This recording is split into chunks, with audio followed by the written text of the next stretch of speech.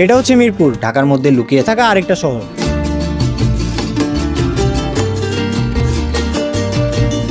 কারণ ঢাকার অনেক এরিয়া আছে, কিন্তু এমন একটা এরিয়া আছে যার নিজের রোল নাম্বারে 1 2 3 4, এরিয়া কম, রোল নাম্বার বেশি লাগে। আর এটাই মিরপুরের আইডেন্টিটি। এত বড় এরিয়া যে দেখে লাগে কিছু মানুষ ঢাকা ঘুরতে আসে না, মিরপুর ঘুরতে আসে। কারণ এক সাইডে স্টেডিয়াম, আরেক পাশে চিড়িয়াখানা, আর একটু সামনে গেলে বোটানিক্যাল গার্ডেন, আর তার সামনে গেলে লাখ লাখ মানুষের গল্প।